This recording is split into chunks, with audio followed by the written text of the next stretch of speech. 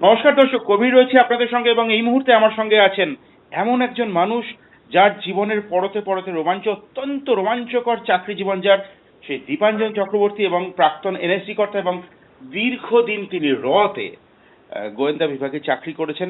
আমরা খুব গুরুত্বপূর্ণ এবং খুব উদ্বেগজনক একটা বিষয় নিয়ে একই সঙ্গে এই সময় কথা বলে নেব তার সঙ্গে। স্যার, আমরা জানতে পারছি যে এই মুহূর্তে বাংলাদেশের যে অন্তর্বর্তীকালীন সরকার, সেই সরকারের কিন্তু খুব বেশি প্রভাব, তার নিয়ন্ত্রণ তার পুলিশ প্রশাসনের উপরে নেই এবং বাংলাদেশ কিন্তু আস্তে আস্তে জঙ্গিদের করাল গ্রাসে চলে যেতে চলেছে। জামিয়াত উলামায়ে হিন্দ এবং জামিয়াতে ইসলামী এবং হরকাতুল জিহাদি, এই দুটি, মাফ করবেন আমার নাম দুটি উচ্চারণ করতে সামান্য ত্রুটি হওয়ার জন্য, এই দুটি জঙ্গি সংগঠন কিন্তু আস্তে আস্তে তাদের ডালপালা বিস্তার করছে বাংলাদেশে। কাইন্ডলি একটু অ্যাড্রেস করুন স্যার বিষয়টা। দেখুন, এটা কিন্তু হঠাৎ করে একদিনে হয়নি। আমরা বহুবার আমি সমাজ মাধ্যমে, টেলিভিশন চ্যানেলে এই নিয়ে বলেছি, কারণ সন্ত্রাসবাদের বা জিহাদের বিরুদ্ধে লড়তে গেলে সব থেকে বড় অস্ত্র হচ্ছে জনচেতনা, পাবলিক অ্যাওয়ারনেস। মানুষ যদি নাই জানে যে এই বিপদটা কি, তাহলে লড়বে কি করে, গুরুত্বটা দেবে না। মানে এক্স্যাক্টলি যেমন এইডস এর সঙ্গে লড়তে গেলে সব থেকে আগে দরকার হচ্ছে জনচেতনা। তো এখানে জনচেতনার জন্য আমরা বহুবার বলেছি, বাংলার মানুষ দুর্ভাগ্যক্রমে এখনো অব্দি সেরকম গুরুত্ব দিচ্ছে না। 2015-তে আমরা সবাই, আপনার শ্রোতারাও জানেন, আইসিস এর কথা, Islamic state for Iraq and Syria, যেটাকে খুব মানে আমরা বলি দায়েশ, আমাদের ভাষা হচ্ছে আরবিক দায়েশ। দায়েশের যেটা অফিসিয়াল ম্যাগাজিন, তার নাম হচ্ছে দাবরিক। দাবরিক 2015-তে ওরা ডিক্লেয়ার করেছিল, মানে আজ থেকে 9 বছর আগে, যে আমাদের এবার লক্ষ্য হচ্ছে বাকি পৃথিবীতে শরিয়তি শাসন বা খিলাফত রাজ চালু করতে হবে, এবং তার জন্য ওদের টার্গেট ছিল, ওরা বলেছিল পূর্ব খোরাসান। What is Khorasan? খোরাসান হচ্ছে আরবিকে যেখানে সূর্যের প্রথম আলো পড়ে, সেটা হচ্ছে খোরাসান, পবিত্র ভূমি। এবং দাবরিক ম্যাগাজিনে ওরা লিখেছিল পরিষ্কার অফিসিয়াল স্টেটমেন্ট, আর এটা দেশের অফিসিয়াল ম্যাগাজিন, যে পূর্ব খোরাসান আমাদের টার্গেট, পূর্বের দিকে ইসলামিক শাসন, খিলাফত শাসন বাড়াতে হবে। পাকিস্তান অব্দি ওটা গিয়ে আটকে গেছে। এবার পাকিস্তানের পরে একটা বিরাট ভূখণ্ড হচ্ছে ভারত। ভারতটাকে যদি আমরা এক জায়গায় একসঙ্গে টার্গেট করি হবে না। তো আমাদের পূর্ব খোরাসান বাড়াতে গেলে প্রথম টার্গেট হচ্ছে বাংলাদেশ। বাংলাদেশের সন্নিহিত ভারত বাংলাদেশ বর্ডারের পশ্চিমবঙ্গ, আসাম, ত্রিপুরার অংশ, গোটা পশ্চিমবঙ্গ, বিহারের একটা অংশ, ঝাড়খণ্ডের একটা অংশ এবং মায়ানমার, এই নিয়ে একটা বিস্তৃত পূর্ব খোরাসান করার পরিকল্পনা এরা ঘোষণা করেছিল 2015-তে। এবং তার জন্য একজন বাঙালিকে ওরা আমির, খুব উচ্চ পদস্থ, যেটা মিনিস্টার বলবেন, আমির নিয়োগ করা হয়েছিল, যে তিনি এই বিস্তীর্ণ ভূখণ্ডে জিহাদি রিক্রুটমেন্টের কাজে ব্যস্ত হবেন এবং ইনফ্রাস্ট্রাকচারাল কাজ। ওদের টার্গেট ছিল 2025-এর মধ্যে আমরা সরাসরি পূর্ব পাকিস্তান, পূর্ব খোরাসানের জন্য আমরা মাঠে নামবো। তার আগে দীর্ঘ 9 বছর ওরা গ্রাউন্ড ওয়ার্ক করেছে। এই যে বাংলাদেশের অবস্থা আজকে যেটা দেখছেন, সেটা কিন্তু এখনই হয়নি। এবং দুর্ভাগ্যক্রমে বাংলাদেশকে ভারত সরকারের যে স্পেশাল এজেন্সিরা কিন্তু বারবার বাংলাদেশ সরকারকে জানিয়েছে যে বাংলাদেশ ধীরে ধীরে একটা আগ্নেয়গিরিতে পর্যবসিত হচ্ছে, আপনি নজর দিন, না হলে কিন্তু সমস্যা আছে। সেটাতে নিশ্চিতভাবে শেখ হাসিনা যে গুরুত্ব দেননি, তার ফল আজকে আমরা দেখতে পাচ্ছি। আপনারা দেখবেন যে গত 1-1.5-2 বছর ধরে বাংলাদেশ আর ভারতের সম্পর্ক খারাপ হচ্ছিলই। শেখ হাসিনা যখন সরকারে ছিল তখন হয়তো সরকারি ভাবে, প্রশাসনিক ভাবে অতটা অবনতি হয়নি, কিন্তু আপনি দেখতে পাচ্ছিলেন যে খেলার মাঠে, ক্রিকেটের মাঠে এবং সমাজ মাধ্যমে তার প্রতিফলন ঘটছিল। যেটা আমরা কিন্তু খুব নজর রাখছিলাম, যে আমাদের যে ভবিষ্যৎবাণী ছিল, যে অ্যানালিসিস ছিল, সেগুলো কিন্তু পরতে মিলে যাচ্ছিল, যে এটা হওয়ার কথা, এই স্টেজের পরে এই স্টেজটা আসবে। কারণ মোটামুটি আমি 36 বছর ধরে আমি এই জিহাদি মুভমেন্ট নিয়ে কাজ করেছি, সরকারি স্তরে বেসরকারি স্তরে, এখনো এই কাজের সঙ্গে যুক্ত। ঠিক স্যার। গবেষণা বলুন, অন গ্রাউন্ড কাজ বলুন, হোয়াট এভার আপনি যে ফরম্যাটই বলুন। ঠিক। তো আমরা এই অ্যানালিসিস গুলো আমরা বুঝেছি, যে দেখতে পাচ্ছি যে কোন স্টেপের পরে কোন স্টেপটা আসছে, এবং এটা যে অত্যন্ত আগ্রাসী ভূমিকা নেবে সেই মুহূর্তে আমরা বুঝতে পারলাম যখন গত লাস্ট টি-20 বিশ্বকাপ, এটা সাধারণ মানুষের চোখে কিন্তু ভারতের বিশ্বকাপ জয়, কিন্তু আমাদের চোখে অন্য জিনিস ধরা পড়েছিল। ওকে। আপনার মনে আছে যে ভারত যখন বাংলাদেশকে হারায় তো প্রচন্ড রকম একটা বিদ্বেষ চালু হয় যে ভারত চুরি করে বাংলাদেশকে হারিয়েছে, এবং সেটা কিন্তু শুধু খেলার মাঠে দেখুন, ভারত পাকিস্তান খেলা নিয়ে অনেক এর থেকে 1000 গুণ বেশি টেনশন হয়, ঠিক। কিন্তু ভারতীয় ক্রিকেটার এবং পাকিস্তানের ক্রিকেটারদের মধ্যে সাংঘাতিক সদ্ভাব। ভারতের ক্রিকেটের ওয়ার্ল্ড কাপে সেমিফাইনাল হলে পাকিস্তানের প্রধানমন্ত্রী রাষ্ট্রপতি এসে যাচ্ছে, এবং সেখানে ভারতের প্রধানমন্ত্রী যাচ্ছেন, চণ্ডীগড়ে মোহালিতে হয়েছে 2011 বিশ্বকাপে। কিন্তু বাংলাদেশের এক শ্রেণীর, আমি পুরো বাংলাদেশ বলছি না, এক শ্রেণীর লোক তারা কিন্তু খুব সুপরিকল্পিত ভাবে এই ভারত বিদ্বেষের যে বিষটা ছড়িয়েছিল।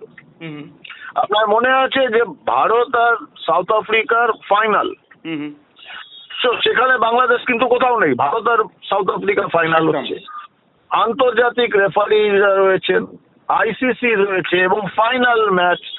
সেখানে কিন্তু আমরা দেখেছি যে যখন ওই ডেভিড মিলারের ক্যাচটা নেয় সূর্য প্রতাপ, একটা অসম্ভব প্রায় ক্যাচ, সেটাকে নিয়ে কি সাংঘাতিক ভাবে বাংলাদেশ খেপে গেল যে ভারত চুরি করেছে। তুমি কার জন্য সাপোর্ট করছো? না সাউথ আফ্রিকা। বিদ্বেষের চাষ একটা সুযোগের দরকার ছিল, এবং ক্রিকেট এই উপমহাদেশে একটা ধর্মের মতো ব্যাপার। এবং আমি তো উল্লেখ করছি না শব্দগুলো, সমাজ মাধ্যমে একাধিক কয়েনেজ আগুনের মতো দাবানলের মতো ছড়িয়ে পড়েছে, আমি উল্লেখ করছি না, কিন্তু বাংলাদেশের সমর্থকরা খুব দুর্ভাগ্যজনকভাবে ভারত সম্পর্কে একাধিক বিদ্বেষমূলক কয়েনেজ তারা ব্যবহার করা শুরু করেছে। এক শ্রেণীর বাংলাদেশ, দেখুন আমি কখনো কোনো জিনিসই আমি জেনারেলাইজ করি না, এটা এক শ্রেণীর বাংলাদেশের লোক। আমি কিছুতেই বিশ্বাস করি না যে পুরো বাংলাদেশ বা বাংলাদেশের নাগরিকরাই এই সন্ত্রাসবাদের কাছে নথি স্বীকার করেছে বা তাদের হয়ে কাজ করছে, কিন্তু এক শ্রেণীর নিশ্চিতভাবে করছে, এবং অধিকাংশ বাকিরা হয় ভয়ে পেয়ে চুপ রয়েছে, অথবা তারা অন্যভাবে প্রতিবাদের রাস্তা খুঁজে বার করবে।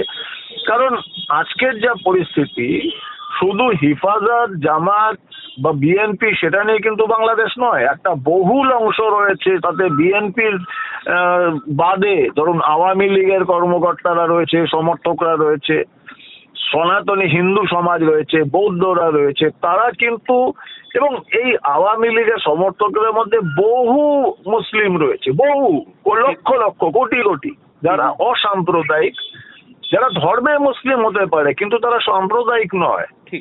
এমনিতেও কিন্তু বাঙালিদের মধ্যে সাম্প্রদায়িক রীতিনীতির চাষবাস একটু কম ছিল, যেটাকে এখন বাড়ছে, এটা খুব উদ্বেগজনক। একেবারেই। দেখা যাক এখন আগে কি পরিস্থিতি হয়, এগুলো তো আমরা নজর রাখছি পরিস্থিতির উপর। স্যার আপনি এখন রাস্তায় আছেন, মুম্বাইয়ের ব্যস্ত রাস্তায় আপনি এখন আছেন, আমি খুব বেশি সময় আপনার অবভিয়াসলি নেব না, আমি জাস্ট দুটো প্রশ্ন একটু করতে চাই।